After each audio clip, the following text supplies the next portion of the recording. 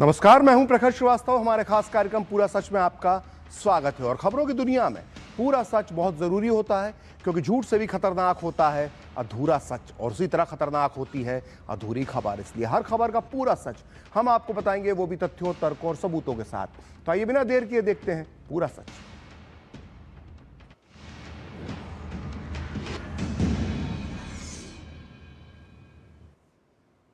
तो परसों तक जिस खबर के कयास लगाए जा रहे थे, कल वो खबर कुछ कुछ सही लगने लगी, लेकिन आज उस खबर पर करीब करीब मुहर लग चुकी है।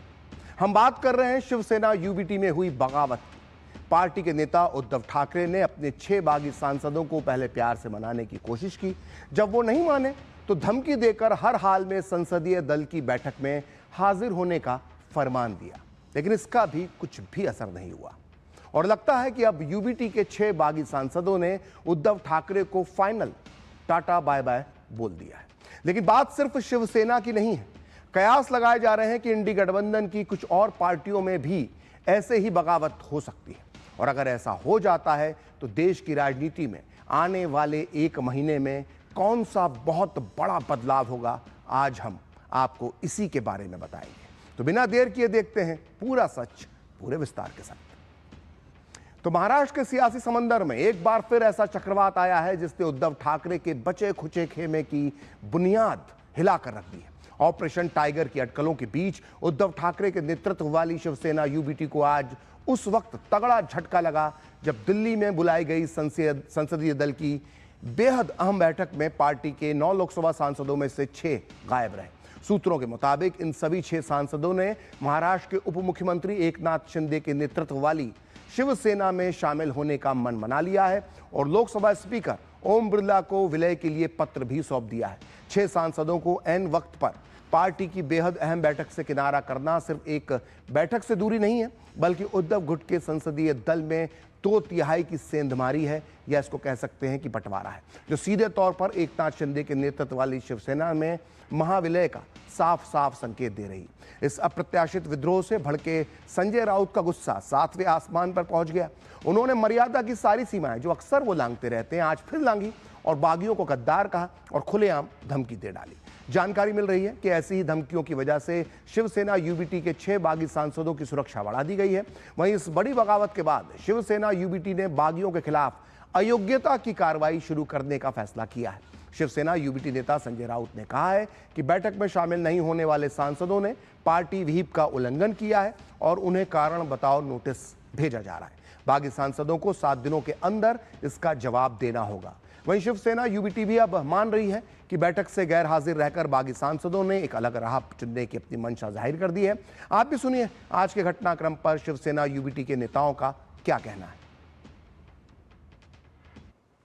आप हमारे पार्टी के नाम पर और चुनाव चिन्ह पर आपने चुनाव जीता है, तो अभी भी आप हमारे पार्टी के सदस्य हैं और आपने पार्टी व्हिप का अगर उल्लंघन किया है तो आपको लीगल एक्शन भी लेना पड़ेगा। आप देखो, अब टीवी चल रहा था महाराष्ट्र में, जहां जहां ये लोग जिस चुनाव क्षेत्र से आए हैं वहां के लोग सड़क पर उतरे हैं।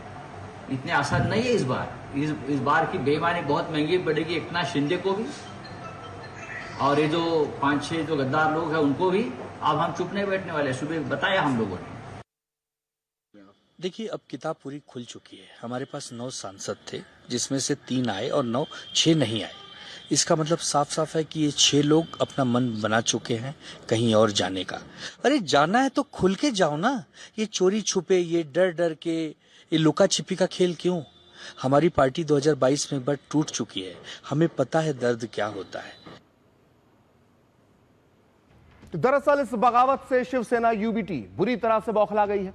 पत्रकारों के एक सवाल पर शिवसेना यूबीटी के सांसद अरविंद सावंत इतना भड़क गए कि संजय राउत की तरह ही अमर्यादित भाषा का इस्तेमाल करने की उन्होंने धमकी दे डाली। आप भी सुनिए, जब पत्रकारों ने अरविंद सावंत से शिवसेना सांसदों के कांग्रेस में विलय की आशंका से संबंधित सवाल पूछा तो उन्होंने क्या और किस अंदाज में जवाब दिया। शिवसेना उद्धव बाळासाहेब ठाकरे पार्टी, शिवसेना प्रमुख वंदनीय हिंदू हृदय सम्राट बाळासाहेब ठाकरे ने स्थापित की हुई पार्टी, जो माननीय ठाकरे साहब के नेतृत्व में चल रही है, तो ठाकरे साहब ही अपना अस्तित्व खोने की मतलब नोटिस जारी कर रहे हैं। क्या बात कर रहे हो यार, इतने गिरे वो कमीने हो। अभी मुझे लगता है मुझे भी संजय राउत साहब के जैसे कमीना तो अच्छा है, ठीक, उससे ज्यादा और गिरे हुए वो गंदी नाली के कीड़े। जो कोई इस तरह से बात करता है वो तो गंदी नाली का कीड़ा होगा। तो एक तरफ जहां उद्धव गुट के तमाम छोटे बड़े नेता इन बागी सांसदों के लिए गद्दार, बेईमान, धोखेबाज, ना जाने किस किस तरह के शब्दों का इस्तेमाल कर रहे हैं, वहीं दूसरी तरफ पार्टी के मुख्य प्रवक्ता संजय राउत के गुस्से का गुबार इस कदर फूटा कि वो एक बार फिर शब्दों की मर्यादा लांघ गए। बागी सांसदों का जिक्र करते हुए संजय राउत ने एक बार फिर खुलेआम अपशब्दों और गालियों का इस्तेमाल किया। आप सुनिए कि गुस्से में उन्होंने क्या कुछ कहा। हिंमत असले या ना मतदारसंघात कालपर्यंत जसे आमच्याकडे असताना एकटे फिरत होतात ना तसे फिरा। आता एकनाथ शिंदे त्यांना बॉडीगार्ड देईल, बरोबर आहे। मग त्यांना पुढे 2 पोलीसच्या गाड्या, मागे 2 पोलीसच्या गाड्या आणि ते मिलिटरीच्या वेशातले सीआरपीएफचे लोक असतात ना ते ते वगैरे त्यांना देतील आणि जणू काय युद्ध करून शौर्य पदक मिळवून आले अशा तऱ्हेने फिरतील। तो शिवसेना यूबीटी में मची उठापटक पर बीजेपी और शिवसेना का साफ कहना है कि इस मामले से उनका कोई लेना देना नहीं है और यह उनका आंतरिक मामला है। संसदीय कार्य मंत्री किरेन रिजिजू का कहना है कि अगर संजय राउत किसी को गाली देते हैं या दोष देते हैं तो उसका जवाब देना ठीक नहीं है। वहीं केंद्रीय मंत्री प्रताप राव जाधव ने कहा है कि संजय राउत जिस तरह की भाषा का इस्तेमाल करते हैं उसके कारण ही शिवसेना यूबीटी खत्म होने की कगार पर पहुंच गई है। हर पार्टी का अपना काम करने का पद्धति होते हैं। अब मैं शिवसेना में कौन एमपी को क्या करना चाहिए मैं तो टिप्पणी नहीं कर सकता हूं। और हम तो पार्लियामेंट के समय में सब एमपी से सहयोग मांगते हैं। देश के लिए महत्वपूर्ण बिल जब हम लाते हैं पार्लियामेंट में तो हम सारा पार्टी, सारा मेंबर्स ऑफ पार्लियामेंट से हम सहमति लेना चाहते हैं, सबसे समर्थन मांगते हैं ताकि बिल पारित हो। हमारा तो सबसे अपील रहता है कि साथ दीजिए, सरकार का अच्छा काम है, साथ देना है, ये हमारा दायित्व है। लेकिन अब संजय रावत जो किसी को गाली देंगे, किसी को ब्लेम करेंगे, उसको जवाब देना हमारे लिए ठीक बात नहीं है, अच्छा नहीं लगेगा। मैंने बता दिया ना, जब भी बताया कि वो सांसदों ने लेटर दिया, क्या दिया, वो उभाटा के अंदरूनी बात है। कौन सांसद दे रहे हैं अभी तो उनका लेटर देंगे, अब लोकसभा के अध्यक्ष उसके ऊपर निर्णय लेंगे। संजय राउत तो हर बार ही वैसी भाषा करते हैं और उस भाषा के वजह से उबाटा खत्म होती जा रही है। दरअसल विपक्षी दलों में बगावत की खबरें लगातार सामने आ रही हैं। पहले आम आदमी पार्टी, फिर टीएमसी और अब उद्धव ठाकरे वाली शिवसेना के सांसदों की बगावत। लेकिन इन सियासी हलचलों से सबसे ज्यादा कोई परेशान है तो वो है कांग्रेस। और इसी वजह से कांग्रेस नेता जयराम रमेश ने आरोप लगाया है कि सरकार महिला आरक्षण से जुड़े संविधान संशोधन विधेयक और परिसीमन विधेयक को पारित करवाने के लिए 2/3 बहुमत जुटाने के लिए ये जोड़ तोड़ कर रही है और ये सब विपक्ष का मनोबल तोड़ने के लिए किया जा रहा है। तो पहले आप सुनिए जयराम रमेश और इसी तरह की बात कहने वाले पप्पू यादव ने क्या कहा, फिर हम आपको बताएंगे विपक्षी पार्टियों के सांसदों की बगावत के पीछे क्या है पूरा सच। लोकसभा में 2/3 बहुमत इनको मिलना जरूरी है, अनिवार्य है। संविधान संशोधन जो विधेयक लाएंगे परिसीमन को लेकर 2/3 बहुमत तो चाहिए, पर इनको 2/3 बहुमत मिलने वाला नहीं है। 362 इनको मिलना है और उनको मिले थे 298। अभी एक पार्टी को तोड़ रहे हैं, दूसरे पार्टी को तोड़ रहे हैं, पर इनको 2/3 बहुमत नहीं मिलने वाला है। ये सब हमारी मनोबल को कमजोर करने के लिए किया जा रहा है। सर, जब तक जिंदा रहेंगे चाहे जो करना पड़े परिसीमन बिल नहीं आने देंगे, चाहे खत्म हो जाना पड़े सदन में, क्योंकि ये लोग डेमोक्रेसी को खत्म करना चाहते हैं। अगर पिछले 2 महीने की बात करें तो देश की 3 बड़ी विपक्षी पार्टियों के सांसद बगावत कर चुके हैं। पहले राघव चड्ढा के नेतृत्व में आम आदमी पार्टी के 7 राज्यसभा सदस्य बागी हो गए। फिर इसके बाद टीएमसी के 20 लोकसभा सांसदों ने ममता बनर्जी के खिलाफ विद्रोह कर दिया और अब शिवसेना यूबीटी के 6 लोकसभा सांसद बगावत का झंडा बुलंद कर रहे हैं। यह एक बड़ा राजनीतिक सवाल उठता है इन सब बातों से कि आखिर विपक्षी पार्टियां, खासकर क्षेत्रीय दलों के सांसदों का अपनी पार्टी से, अपने नेतृत्व से मोहभंग क्यों हो रहा है। विपक्ष से जब यह सवाल पूछा जाता है तो सारा ठीकरा ऑपरेशन लोटस बताकर बीजेपी पर फोड़ दिया जाता है, जैसे आपने जयराम रमेश को सुना। राजनीति में इसे शतुरमुर्गी सिंड्रोम कहा जाता है, जिससे पार्टी टूटने पर आत्ममंथन करने के बजाय दूसरे पर दोष मढ़ दिया जाता है। ऐसे में जरूरी हो जाता है कि कम से कम हम तो राजनीति में रुचि रखने वाले आप जैसे दर्शकों को पूरा सच बताएं। तो आइए आपको बताते हैं कि आखिर विपक्षी पार्टियों के सांसद क्यों बागी हो रहे हैं। तो सबसे पहली वजह जो है वो है इंडी गठबंधन का अंधकारमय भविष्य। तो किसी भी गठबंधन की उम्र और ताकत इस बात पर निर्भर करती है कि क्या उसके पास कोई साझा विचारधारा या वैकल्पिक एजेंडा है, क्योंकि इंडी गठबंधन का जन्म किसी वैचारिक समानता से नहीं बल्कि सिर्फ और सिर्फ बीजेपी और पीएम मोदी को हराने के एक सूत्रीय एजेंडे से हुआ था। जब गठबंधन की पार्टियां चुनाव और राज्यों में सत्ता गंवाने लगी तो इन्हें बिखरने का में जो है वो वक्त नहीं लगा। इन पार्टियों के सांसद ये भाप चुके हैं कि इस गठबंधन के पास भविष्य का कोई भी ठोस रोड मैप नहीं है और डूबते जहाज का जो होता है उस पर कोई भी सवारी नहीं करना चाहता। इसलिए अपनी राजनीतिक प्रासंगिकता बचाए रखने के लिए वो अब पाला बदल रहे हैं। इस भगदड़ की जो दूसरी वजह है वो है कांग्रेस वर्सेस क्षेत्रीय दलों का संघर्ष। ये इंडी गठबंधन का सबसे बड़ा आंतरिक अंतर्विरोध है। कांग्रेस खुद को गठबंधन का बिग ब्रदर मानती है, जबकि टीएमसी, आप और यूबीटी जैसे क्षेत्रीय दल अपने अपने राज्यों में कांग्रेस को रत्ती भर भी जमीन देने को तैयार नहीं है। पंजाब में आप कांग्रेस के एक दूसरे के धुर विरोधी हैं, तो बंगाल में ममता बनर्जी के खिलाफ राहुल गांधी चुनाव प्रचार कर रहे थे। वहीं तमिलनाडु में कांग्रेस ने डीएमके के साथ चुनाव लड़ा, लेकिन नतीजों के हफ्ते भर में डीएमके को ही धोखा दे दिया। महाराष्ट्र में भी कांग्रेस की यूबीटी और शरद पवार गुट से खींचतान चलती रहती है। निकाय चुनावों के परिणाम इसी का नतीजा थे। ऐसे में जमीन पर काम करने वाले सांसद असहज हो जाते हैं। उन्हें डर लगता है कि कांग्रेस को मजबूत करने के चक्कर में उनका अपना जो वजूद है वो भी खत्म हो जाएगा। अब बात करते हैं बगावत की तीसरी वजह की, राष्ट्रीय मुद्दों पर बटी हुई राजनीति। इंडी गठबंधन में शामिल दलों की राजनीतिक मजबूरियां और विचारधाराएं इतनी अलग अलग हैं कि राष्ट्रीय सुरक्षा, विदेश नीति या बड़े आर्थिक सुधारों जैसे गंभीर मुद्दों पर ये कभी एक सुर में नहीं बोल पाते। किसी मुद्दे पर कांग्रेस का स्टैंड अलग होता है तो टीएमसी और शिवसेना यूबीटी का अलग। इस वैचारिक भटकाव के कारण सांसद जनता के बीच जाकर जवाब नहीं दे पाते। जब राष्ट्रीय मुद्दों पर कोई स्पष्ट दिशा नहीं होती तो इन सांसदों को लगता है कि एक दिशाहीन मोर्चे में रहने से बेहतर है कि किसी मजबूत राष्ट्रीय धारा के साथ जुड़ जाया जाए। और सांसदों की बगावत की चौथी वजह है संसद के अंदर राहुल गांधी की मनमर्जियां।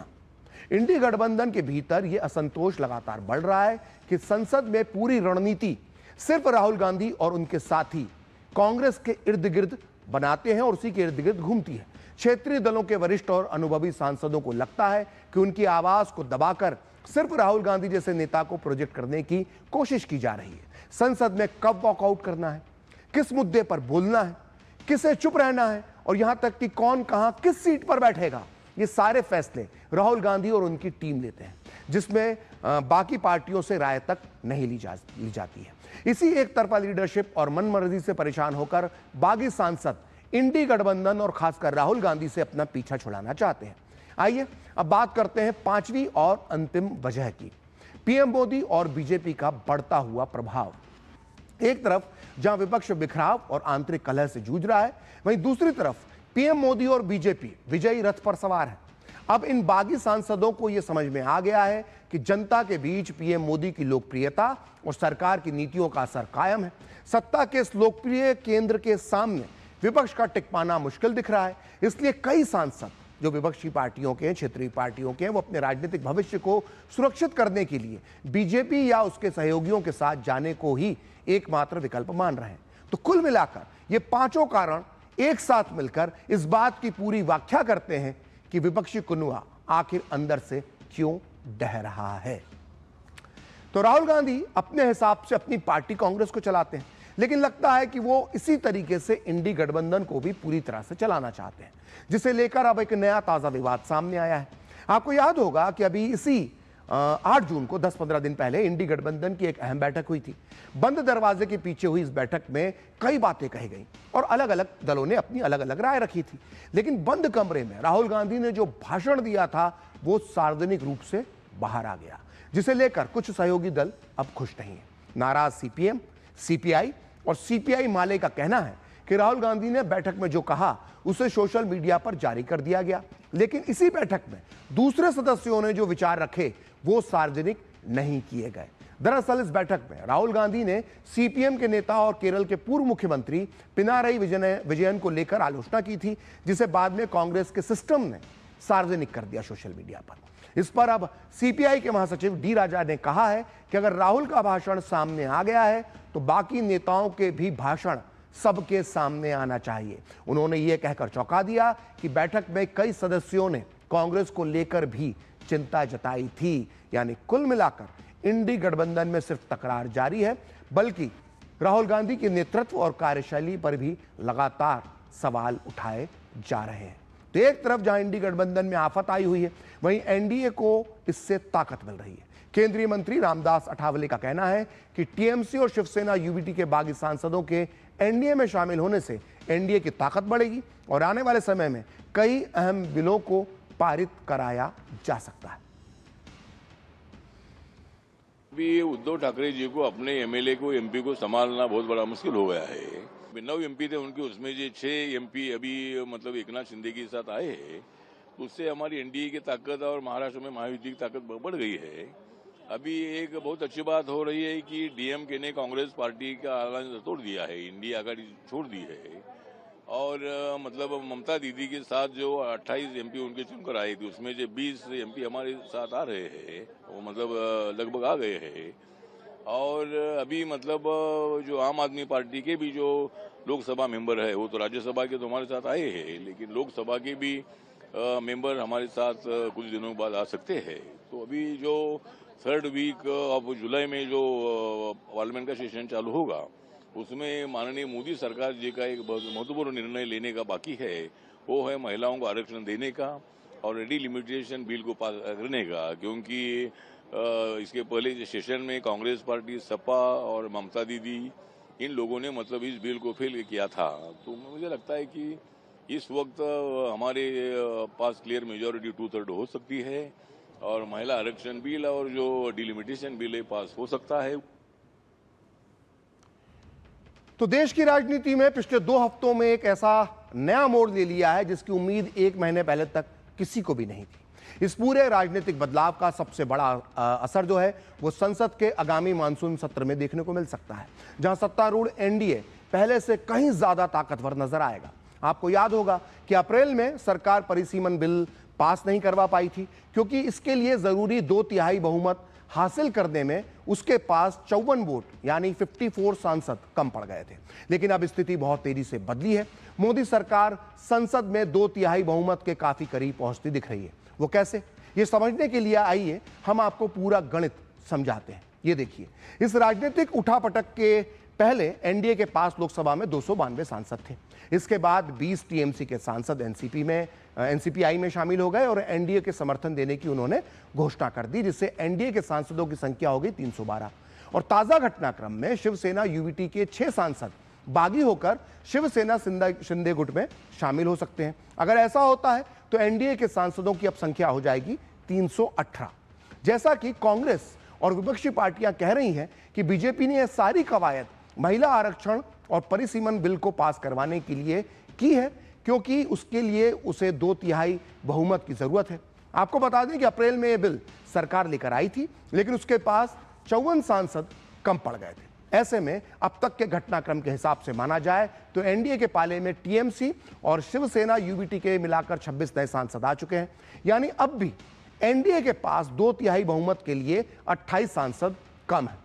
ऐसे में यह कयास लगाए जा रहे हैं कि एनडीए इन दोनों बिलों पर डीएमके के 22 सांसदों का समर्थन हासिल कर सकता है। वहीं छोटी पार्टियां जैसे झारखंड मुक्ति मोर्चा के 3 सांसद और वाईएसआर कांग्रेस के 4 सांसद अगर साथ आ जाएं तो ये बिल आसानी से पास हो सकता है। और ऐसे में कई जानकार ये बोल रहे हैं कि अगर सरकार 2/3 बहुमत के करीब पहुंच गई तो संसद का विशेष सत्र बुलाकर भी परिसीमन और महिला आरक्षण को लागू करने का रास्ता साफ किया जा सकता है। वहीं भविष्य में 1 नेशन 1 इलेक्शन जैसे बड़े संवैधानिक बदलावों की राह भी आसान हो सकती है। तो पूरा सच में वक्त एक ब्रेक का, और ब्रेक के बाद बताएंगे कि क्या टूटने वाली है अखिलेश यादव की समाजवादी पार्टी। सस्ते वाले